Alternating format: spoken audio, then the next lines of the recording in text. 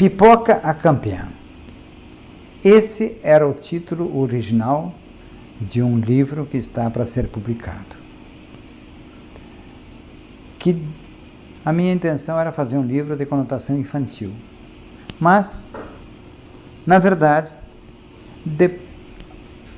depois fui percebendo que podia escrever.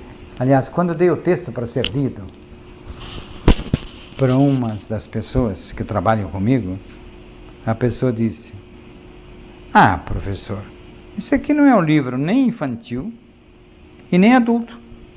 É um livro parecido com O Pequeno Príncipe, de Saint-Exupéry. Ele serve para as crianças e serve para os adultos. É um livro universal, não só em relação ao espaço, mas em relação ao tempo." Então,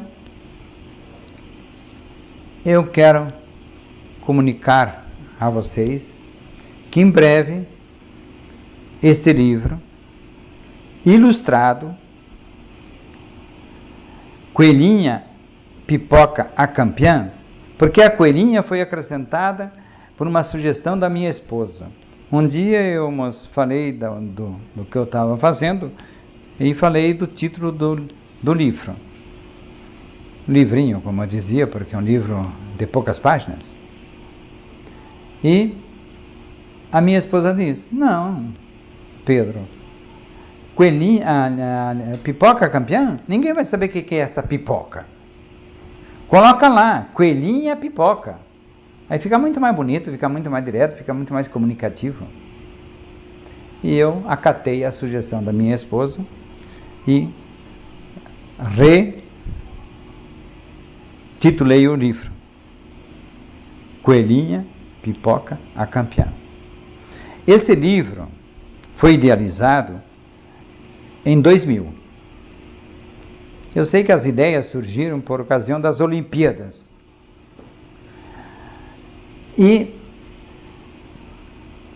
percebi que no Brasil ainda se tinha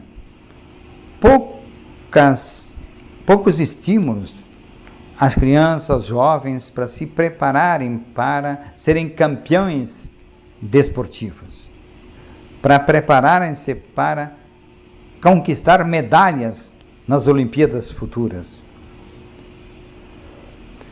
Então, eu conto essa história da seguinte maneira. Essa história nasce, aliás, as pessoas insistem que eu tenho que fazer uma autobiografia, mas eu digo, todo livro é autobiográfico. Então esse livro surge os livros meus sempre surgem a partir de fatos reais, vividos por mim ou por pessoas que eu oriento, ou por pessoas que vivem comigo à minha volta, ou com as quais eu tenho contato. Os meus livros, todo mundo diz que eu tenho uma linguagem clara, comunicativa, etc., que todo mundo entende o que eu falo. Digo, mas é que eu falo a linguagem da vida.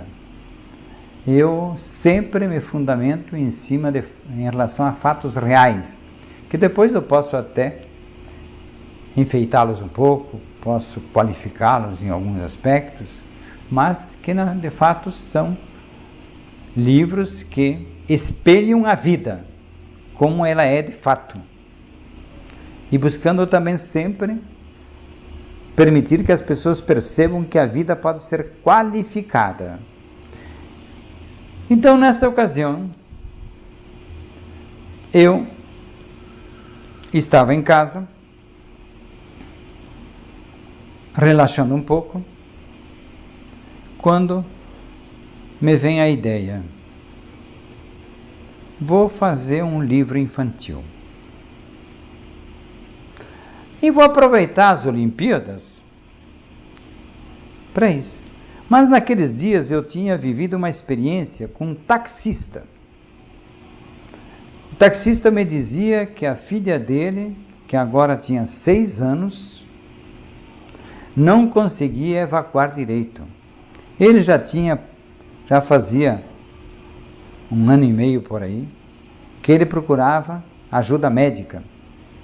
Depois ele foi buscar ajuda, inclusive, em pessoas de terapias chamadas uma hora alternativas, outras complementares, outras vezes com outros nomes.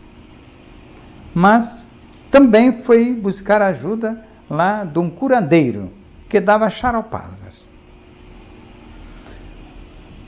E a filha dele agora, ele estava tremendamente decepcionado, um taxista que eu pegava frequentemente ele para meus transportes aqui em Florianópolis, meus transportes urbanos, e ele um dia entra no táxi, eu entro no táxi e eu vejo que ele está muito aborrecido. E eu pergunto a ele, o que aconteceu, amigo? Ele disse, eu não sei mais o que fazer com a minha filha. O que acontece com a sua filha? Minha filha não consegue evacuar direito. Às vezes fica 1 semana sem evacuar. Chega a ficar vermelha. E eu tenho buscado de tudo. Agora que ela passou uns 2, 3 meses bem, porque eu levei num curandeiro lá em cima da serra, lá perto de Lages, e durante 2 meses a minha filha evacuou quase que regularmente. E aí ele disse, então agora vamos fazer mais uma xaropada de mais 1 litro e que vai durar mais 1 mês. E depois nós consideramos que a sua filha vai estar curada. Bem, passados uns 2 meses ou 3 depois dessa data, que o curandeiro havia dito que com mais uma garrafada ela ficaria curada, a menina voltou a ficar trancada de novo. E aí, pergunta de cá e de lá com o taxista, eu percebi que a menina tinha nascido de parto difícil, muito difícil, e tinha medo de evacuar. O que a perturbava era medo. E esse medo fazia com que quando ela sentava no vaso, ou sentava no piniquinho lá, como se dizia, o trono da criança, ela ficava mal. Ela tinha medo. Bem, numa outra, aí eu passei pro taxista, que por acaso estava comigo, um exemplar do livro A Cura pela Imposição das Mãos, e dei para ele e disse, vai, hoje mesmo, se você puder, leva para casa o livro, pede para sua esposa ler o livro, e preste atenção no começo do livro, quando fala do consciente e subconsciente. Sua esposa, que gerou sua filha, ela que teve o parto difícil, passou para o subconsciente da sua filha a ideia de que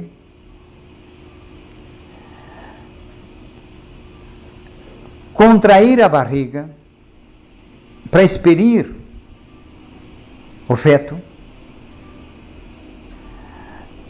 representava para a menina a ameaça de morte. E agora ela revive isso toda vez que faz esforço para evacuar. Porque os mesmos músculos do baixo ventre que todos nós utilizamos para evacuar, são os mesmos músculos que são utilizados pela mulher na hora de dar à luz. Essa foi a explicação principal que eu dei a ele. Bem, resumindo a história, um tempo depois, uma semana ou 15 dias, eu pego o mesmo taxista para o meu transporte. E pergunto a ele, como é que está? Ele diz, olha, minha esposa está lendo o livro, está fazendo imposição de mãos para a menina, parece que a menina não está ainda bem, mas pelo menos agora não fica mais uma semana sem evacuar. Até 3 dias, 4 ela já ficou.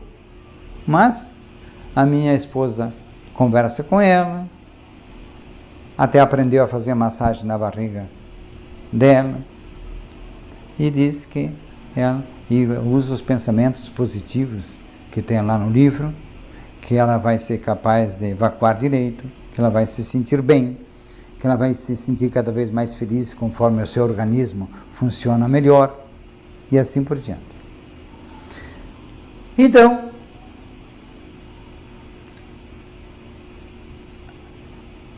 baseado nessa história, eu criei uma metáfora, como se diz hoje na academia. E fiz da coelhinha também aquela que nasceu de parto difícil, para dar um exemplo para as crianças, para que os pais possam, a partir dessa metáfora, ou dessa história, ajudar as crianças a superarem dificuldades, especialmente nessa área que tem a ver com depressão, que tem a ver com outras coisas tantas. Mas acima de tudo, é o medo de evacuar. Que aí eu fui descobrir, nessa época eu já havia estudado isso, que eu mesmo tinha tido muita prisão de ventre, especialmente na minha adolescência. E que às vezes eu tinha terríveis enxaquecas. Aí eu percebi que quando eu evacuava, quando eu tinha aquela enxaqueca e evacuava, parecia que a cabeça arrebentava na hora da evacuação. Mas depois que evacuava, ela passava. Então fui estudar mais sobre a temática, que eu não vou aprofundar aqui nesse momento. Mas, em síntese, eu fui perceber que quando a criança ia para fazer o processo de evacuação, é como se ela podia cair fora. Como um dia a mãe tinha medo que ela caísse fora do útero dela, e que pudesse nascer prematura, ou que pudesse ter qualquer outra consequência. E então, é como se caindo fora antes do tempo, o bebê morreria. E ao morrer, seria um sofrimento muito grande. Também para a gestante, também para a parturiente, também para a mãe. Então, eu percebi que se pudéssemos passar para as crianças essa percepção e perceber que, se lá houve um momento em que sair fora da barriga da mãe antes do tempo podia ser perigoso e ela podia morrer, agora, na verdade, ao evacuar, não seria ela que cairia fora, seriam as fezes. E ao evacuar, ela estaria promovendo a saúde do seu corpo, a qualificação de todo o sistema digestivo e etc. E com isso, ela poderia viver uma vida melhor e ser mais feliz. Então, um dia eu entro no táxi e pergunto para o taxista: como é que está sua filha? Ele diz: olha,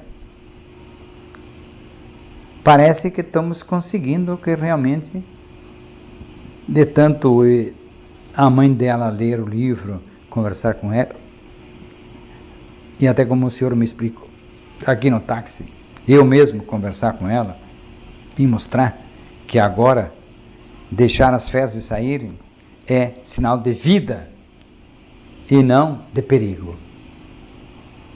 Ela está regularizando. Mas ainda esses dias foi interessante, ela viu o cachorrinho dela evacuar. E então eu aproveitei e disse para ela, tá vendo? O cachorrinho também sabe que ao fazer isso, ele está qualificando o funcionamento do seu organismo. E não há perigo nenhum. E a partir daquele momento ela também passou,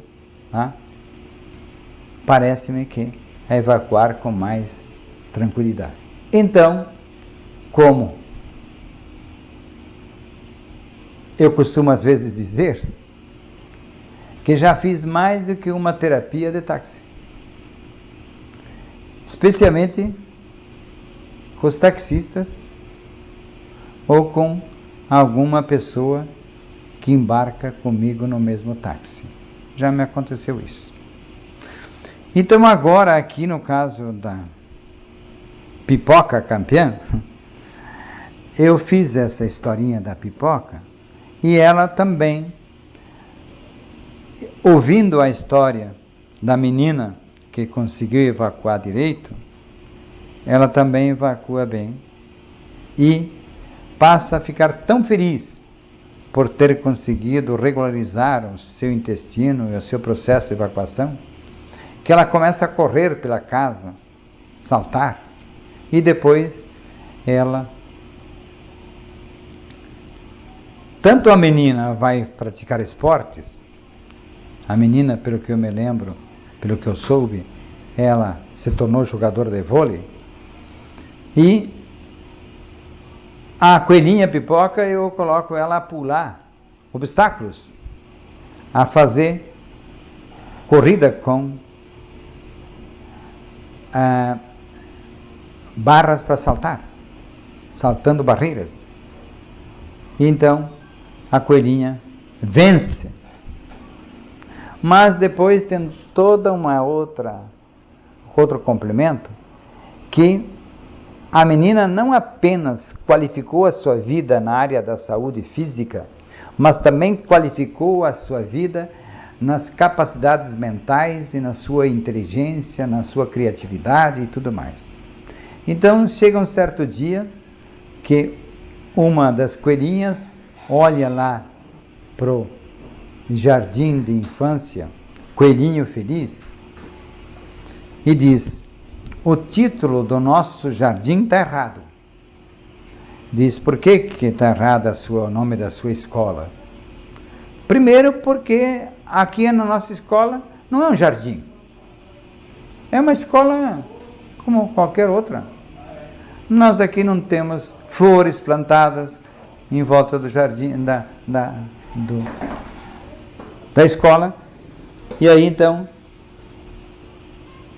os coelhinhos se põem a plantar flores para transformar realmente a sua escola numa espécie de jardim vivo, botando inclusive flores nas janelas e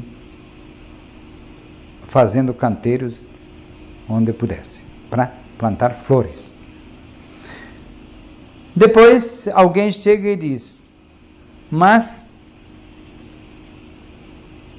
tem mais do que aí, batizaram a escola de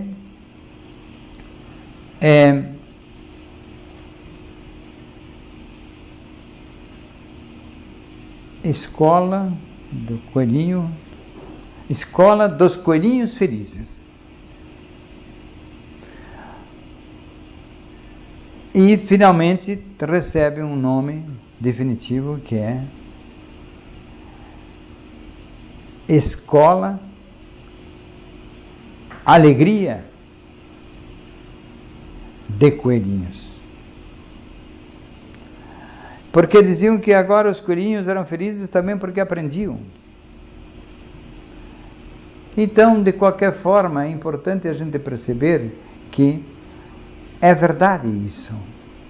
As crianças não precisam de grandes estímulos para aprender a cultivar com mais dedicação pensamentos positivos, agradáveis, construtivos, benéficos, etc., que vão qualificar a sua vida.